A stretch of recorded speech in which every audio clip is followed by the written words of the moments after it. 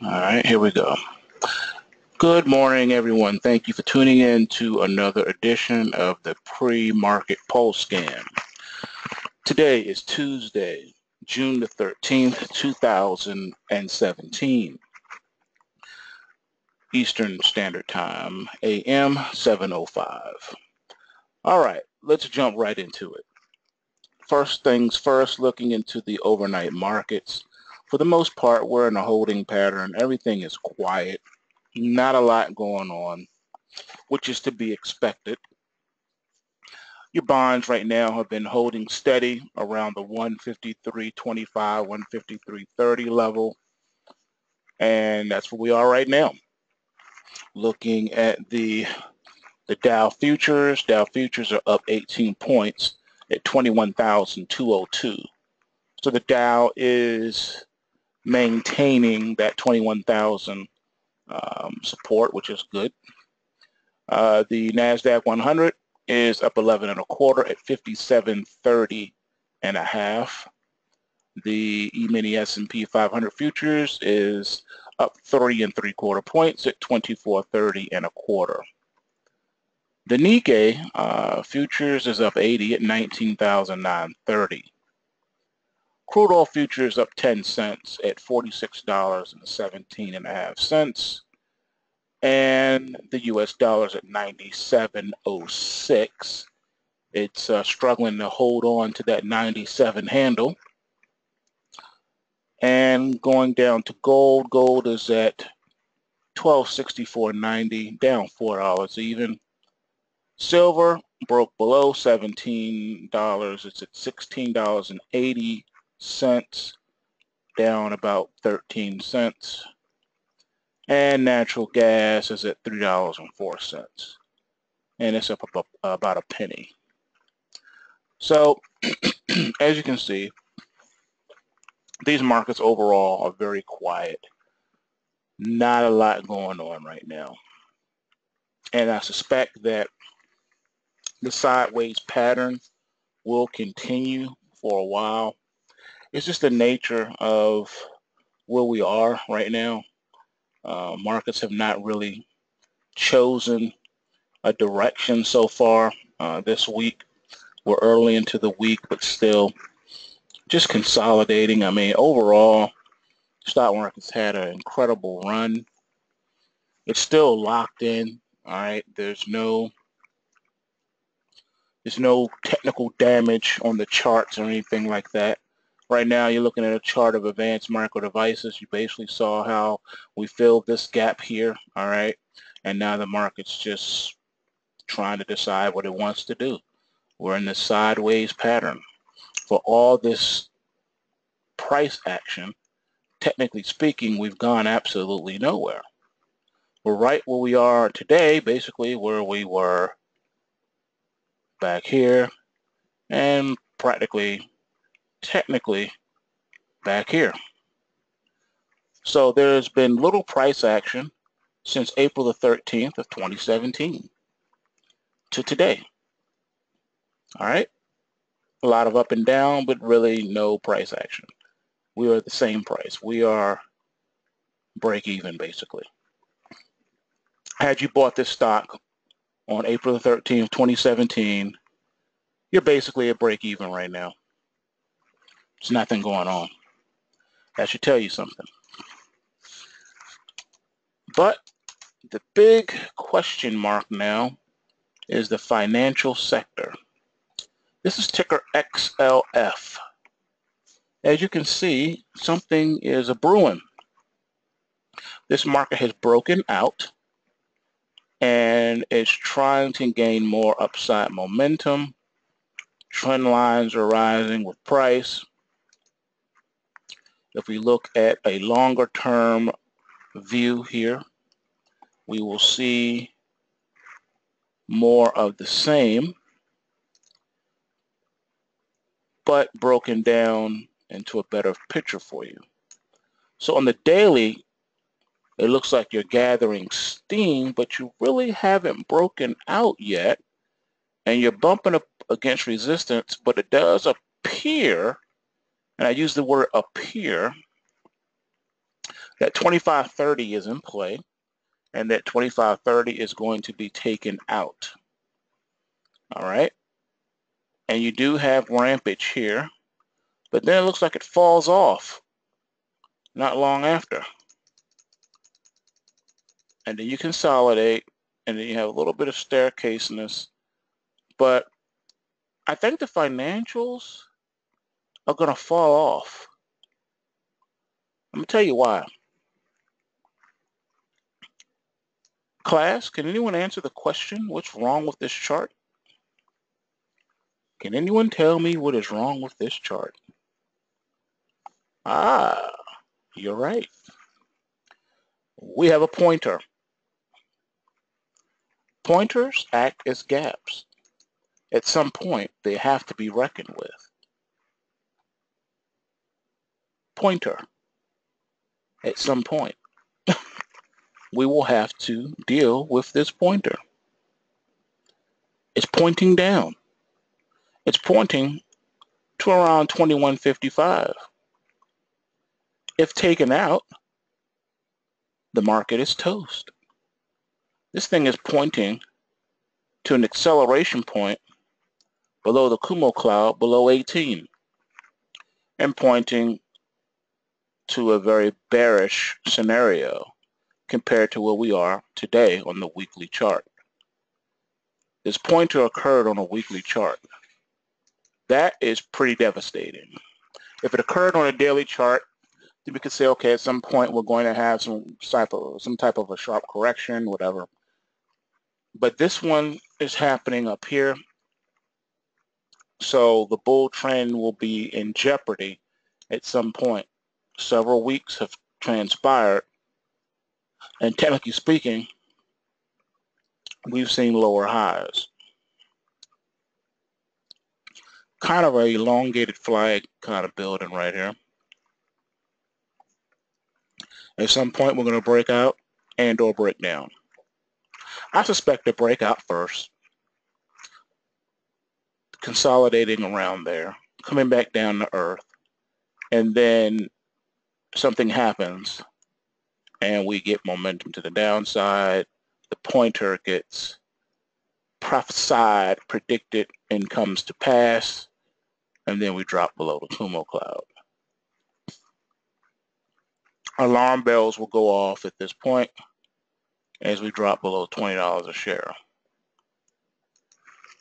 With that being the case, let's say we can find confirmation in some of the other banking, financial type securities, starting with Goldman Sachs. This is a weekly chart. Let's see what we can find here.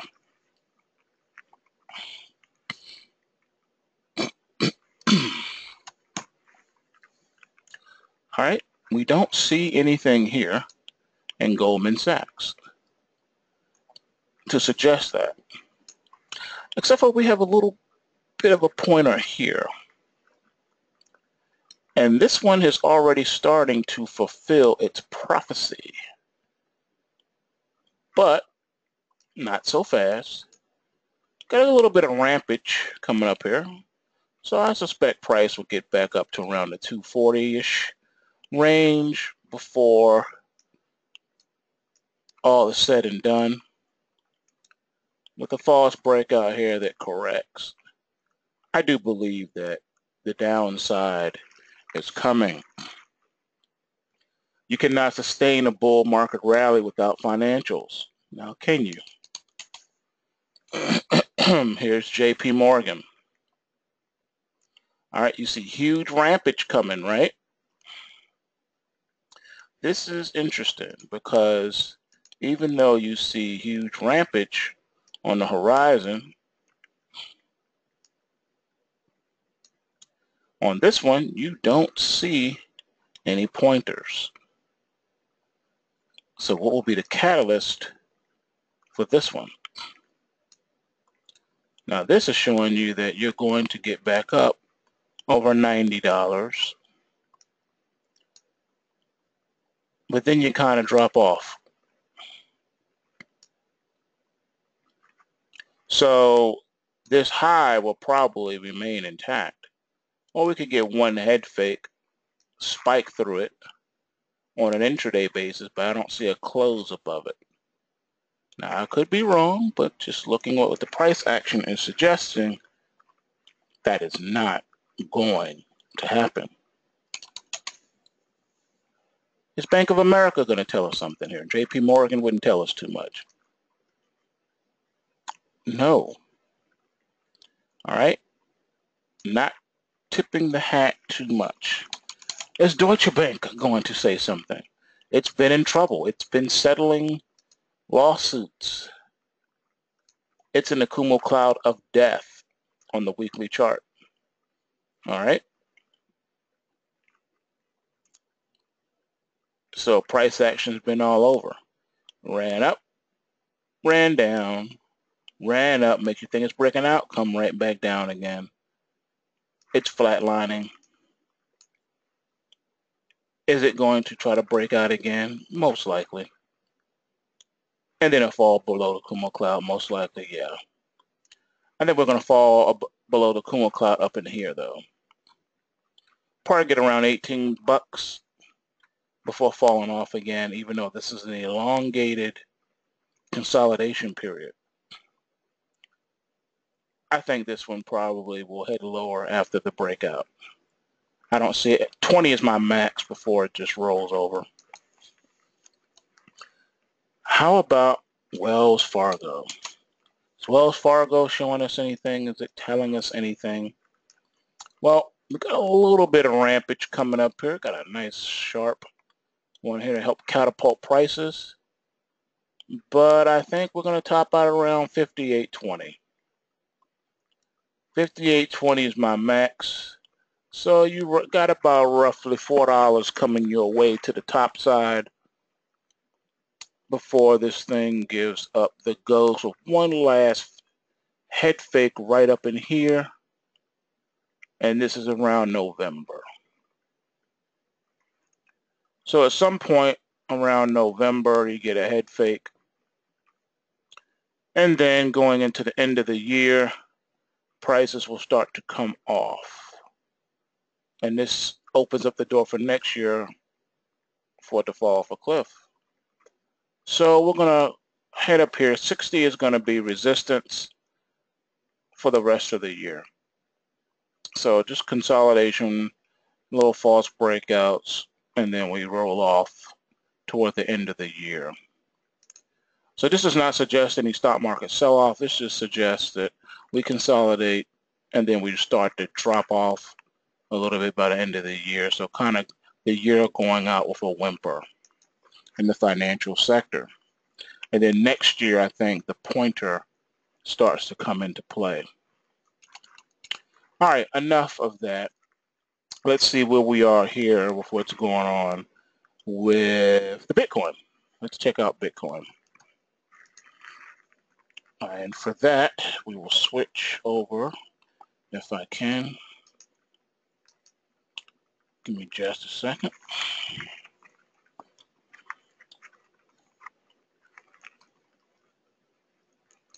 Still learning how to do all this technology. All right.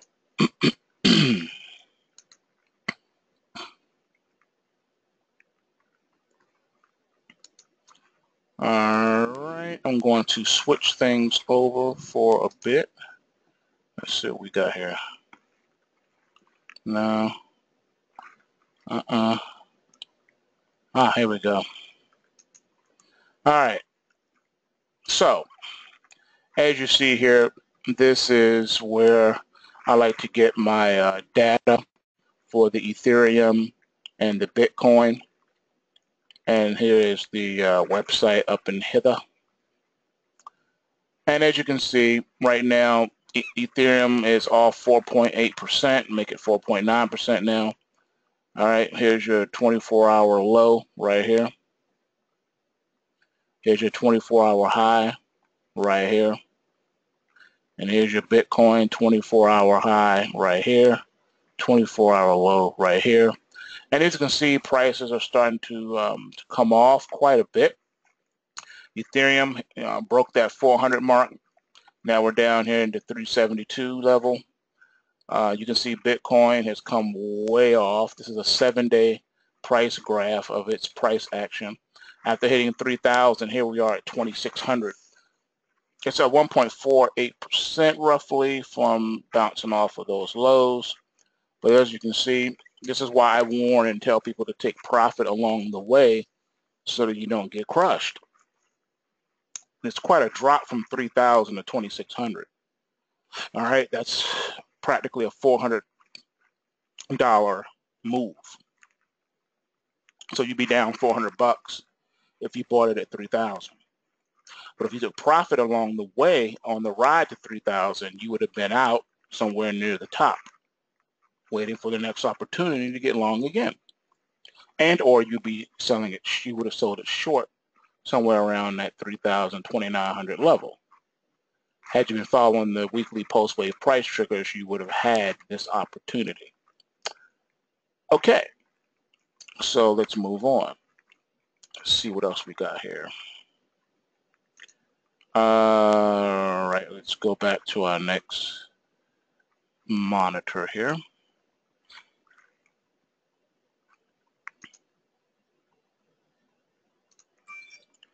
All right.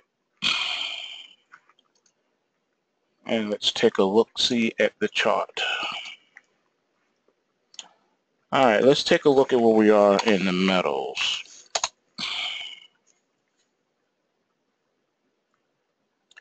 All right, taking a look at gold, and again, we're looking at from the weekly time frame. You can see here that Kumo cloud of death is a beast. Head fakes you here, broke out here, but now we're correcting. Not a lot of follow through, but these trend lines are really trying to come out. It's going to take another couple of weeks for these trend lines to get totally up out of the cloud so that we can have another test toward 1,300. As you can see, we got to 1298.80, just shy of my $1,300 target, but I'm looking for a close. That's a spike. That doesn't count. I'm looking for that close. Now, ladies and gentlemen, class, what is wrong with this chart? Can anyone show me what is wrong with this chart? You got a double whammy. You got a pointer here, and you got another one forming right here on this spike. At some point, gold is going north of 1350, and north of 1,300 for now. At some point, pun intended, these pointers will need to be dealt with. Pointers act as gaps. That's where we're going, ladies and gentlemen. Doesn't mean we can't crash again down to the, the mid to lower 1200s again before coming back up. It just means that at some point, especially this one here, these pointers are going to play out. All right. Let's see how silver's doing. What is silver telling us? Well, silver appears to be falling off of a cliff on the weekly chart. Not looking good at all. Lower highs, lower lows. We corrected, but now here we go, a downtrend channel again. This next leg has potential to drop us below $16, and that will get us into the $15 handle. And with this momentum being, all things being equal, this momentum here, ladies and gentlemen, this has potential to go to about, depending on what kind of acceleration we get, ladies and gentlemen, on a spike, we could get into the $13 handle on a spike, depending on the acceleration. Now, I don't think it's going to get that bad. We could probably see the 15 handle though. But if we do see the 15 handle, we close in the 15 handle, then yeah, we're going to see 13. That's the acceleration point. Okay, worst case scenario, $13 handle. Don't ask me why that is, it just is. That's what the price action is suggesting if we get a close in the $15 handle. All right, if we just trade there but don't close there and don't spike there, then we have a good chance of, you know, reversing this and getting back up above this Kumo cloud. So this is an interesting one, to say the least. Since equities are better priced, let's see if SLV can shed a little light for us. All right, SLV does not look as pronounced as the futures. Got a little gap here to deal with, so it doesn't look as bad. But all things being equal, according to this, we could get into the $12 handle in the SLV. These three bad boys right here are your acceleration points. If we get a close back into the $15 handle, that's exactly what's going to happen. You don't want to see that. You don't want to see price acceleration points down there. Now, it'll be good for you stackers, okay? It'll be good for you to get and accumulate some more silver. As long as they don't, you know, try to smoke you with those premiums. If you can find and locate some, if we do get down there, that'll be like your last chance of a lifetime to accumulate cheap silver, all right? Because of the pointers. And you got man, this SLV has what I would like to call the pointer sisters. The pointer sisters are taking over the SLV silver market. You got so many pointers up and around here, all right, to send this well north of $20 on the SLV. Your first pointer sister was here, and she has a twin here. She has another one here. She has another one here, a little teeny one here. You got the point. Silver is the pointer sisters. And the pointer sisters are telling you at some point, pun intended, we got to head back up to this $19, $20 level and then beyond. Doesn't mean you can't drop lower first, but I'm just saying the pointer sisters have a lot of hits. They've made a lot of hits. You can't ignore the pointer sisters. All right? So, I'm just saying. All right. Now, if you look at nat gas, let's move on to the nat gas. Nat gas right now is showing a couple of things. We got a couple of things we got to deal with in the nat gas. Nat gas is confused. It doesn't know what to do. All right? It's a blind ninja swinging his sword in the dark. All right? We got a pointer here to the downside. We got a sword, all right? A samurai sword pointing north here. We got another sword pointing south here. It is confused. It does not know what it wants to do. This first pointer here has been verified. The prophecy has said that winter is coming. We ran up, came down, and broke beyond this with this. So winter came. Now this one is saying more winter is coming, and then we break out, and then it kind of...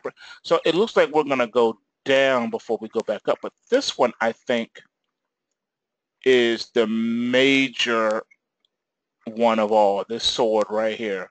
Don't ask me why. I don't know.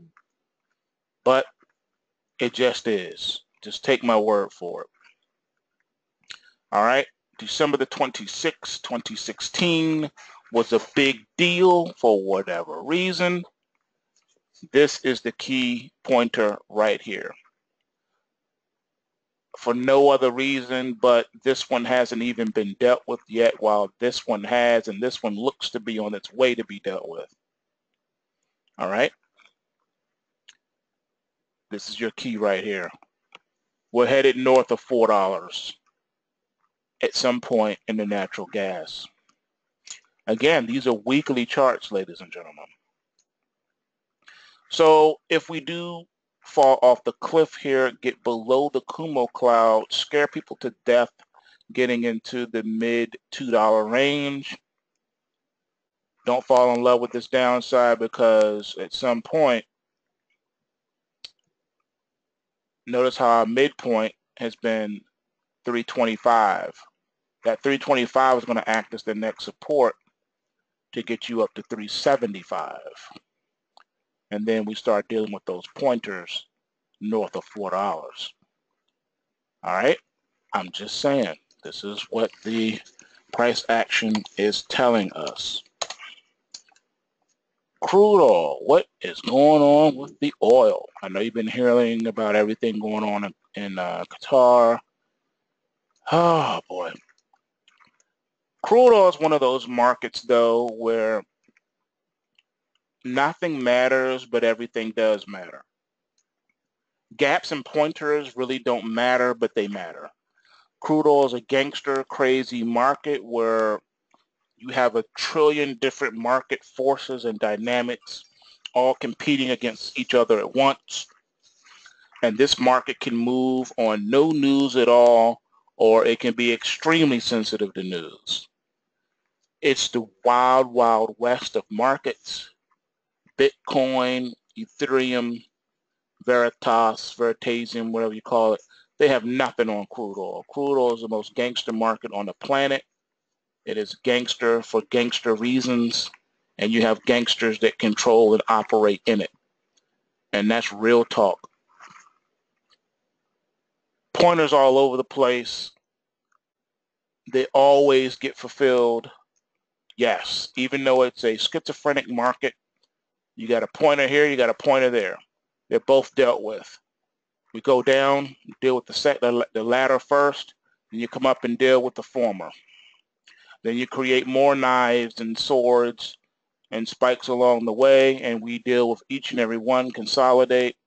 We give up the ghost, got a pointer right here saying more downside is coming eventually, and then it's looking like it's on its way to fulfill this one now, and it's looking like we're going to 43. It's a wild market. It does whatever it wants to do. It trends, it doesn't trend, it chops more than it trends, but when it trends, it can be phenomenal. And when it chops, it can be even more phenomenal than when it trends. It's just a crazy market. It's a day trader's market. It's a swing trader's market. When it's trending, it's a position trader's market. If you don't know what you're doing, stay away from this market. I chose my my live trading on this particular market just to show you that no matter how crazy and manipulated a market is, it can still be traded profitably. I'm just saying. All right. So where are we going? Looks like we're going south of the border. But remember, you're in the Kumo cloud of death. We get down here south of the border, make everyone think it's going to fall off a cliff, then it head fakes you and goes back up to hither. So I think we're going to drop down to the low 40s first, and then we're going to run up, back up to 50. All right. Trajectory is down. Then we come back up to 50 and head fake the mess out of people. And that's just what it does. All right.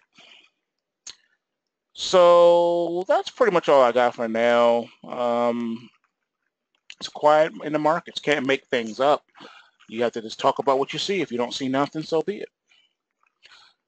With that said, come on over to pulsewavetrading.com. Learn how to trade these markets, navigate these muddy algo waters, And don't forget to come on over and peep me with the Guerrilla Economist today at 2 p.m. Eastern Standard Time, or whenever we decide to do it. It depends. You never know what can happen. But for those of you who are already with us, be sure to remember to register on the website to be kept up to date to what's going on, and also follow me on Twitter so you'll know when I tweet out when we're going to do the next live webinar sessions, etc., etc. And remember, bulls make money, bears make money, and pigs get slaughtered. So remember to take what you can and give nothing back to these greedy markets. Peace.